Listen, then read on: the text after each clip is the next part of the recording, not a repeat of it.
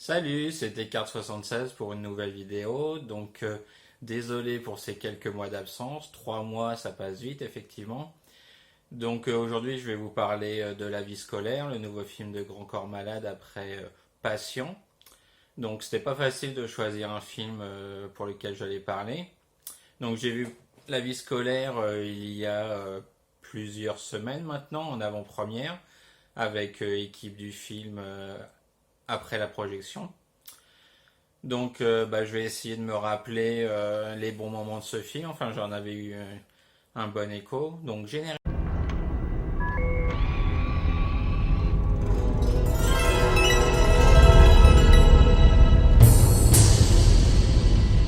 Une année au cœur de l'école de la République, de la vie et de la démerde.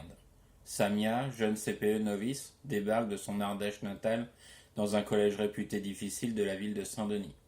Elle y découvre les problèmes récurrents de discipline, la réalité sociale pesant sur le quartier, mais aussi l'incroyable vitalité et l'humour tant des élèves que de son équipe de surveillants. Parmi eux, il y a Moussa, le grand du quartier, et Dylan, le chambreur. Samia s'adapte et prend bientôt plaisir à canaliser la fougue des plus perturbateurs. Sa situation personnelle compliquée la rapproche naturellement de Yanis, ado vif et intelligent, dont elle a flairé le potentiel. Même si Yanis semble renoncer à toute ambition en se cachant derrière son insolence, Samia va investir toute son énergie à le détourner d'un échec scolaire annoncé et tenter de l'amener à se projeter dans un avenir meilleur. Donc la vie scolaire sort fin août, donc dans quelques semaines, à la fin du mois. C'est pas forcément judicieux de le sortir à ce moment-là, étant donné que la rentrée scolaire aura lieu une semaine après, mais pourquoi pas, on verra si le bouche à oreille se fait. Il aurait peut-être plus judicieux de le sortir au début de l'été afin de créer un bouche à oreille. Et puis comme vous savez, les gens parfois en vacances vont quand même au cinéma. S'il y a de la pluie ou autre, je pense que ça aurait bien marché. Après, le choix du distributeur, c'est de le sortir fin août. On va respecter aussi. Mais c'est pas facile parce qu'on reprend tous les habitudes de rentrée, que ce soit avec les enfants pour certains, les nouveaux boulots, la reprise d'après les vacances. On revient de vacances, donc soit de voyage ou autre, faut organiser tout, les courses, ce genre de choses.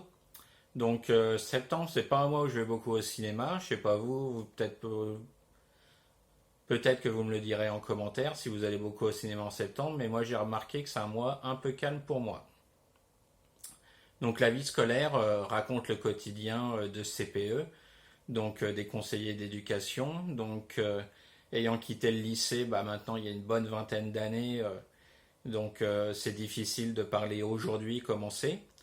Mais ça se rapproche un peu de mon expérience personnelle, parce que j'étais en lycée, pas difficile, mais technique. Il y a quelques points où je vois dans le film, ça me rappelle les souvenirs. Donc c'est intéressant aussi de voir ça, de dire un peu les coulisses, les relations, alors que quand t'es gamin, adolescent, tu te dis c'est le grand Manitou, tout ça, enfin.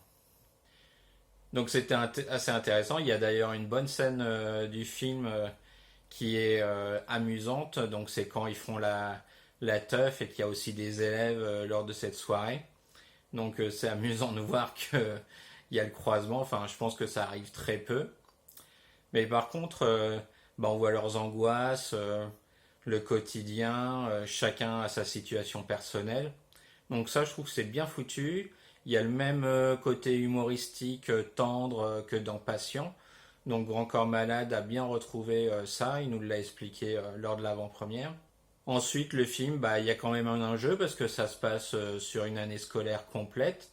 Donc on voit les enfants en difficulté, les enfants, les adolescents, je vais dire.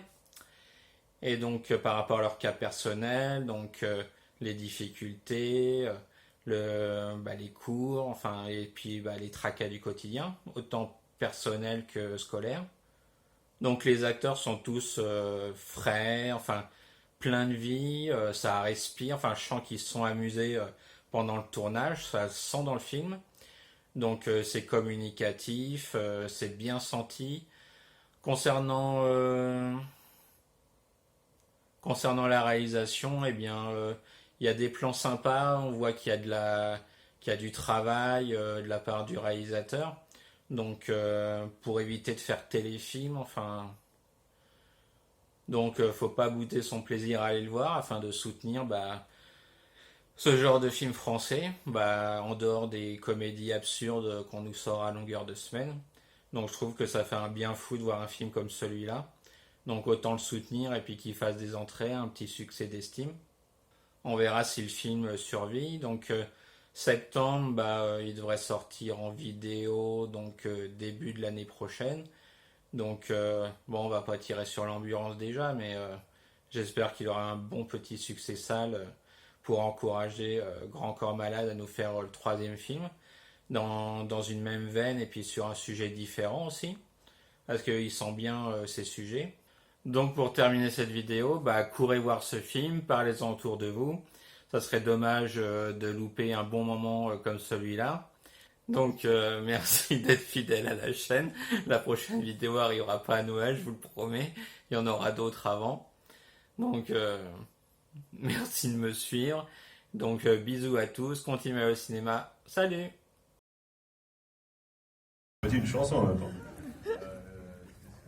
J'ai constaté que la douleur était une bonne source d'inspiration et que les zones d'ombre du passé montrent au stylo la direction. La colère et la galère sont des sentiments productifs qui donnent des thèmes puissants, quoique un peu trop répétitifs.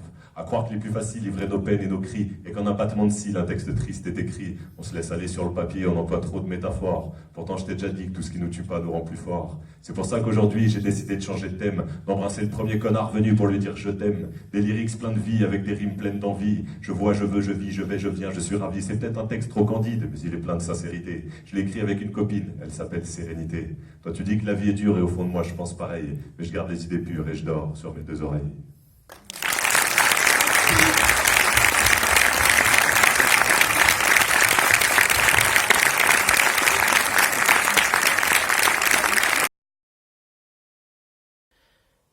Donc continuez à aller au cinéma. Donc à bientôt sur la chaîne pour une vidéo qui n'arrivera pas à Noël.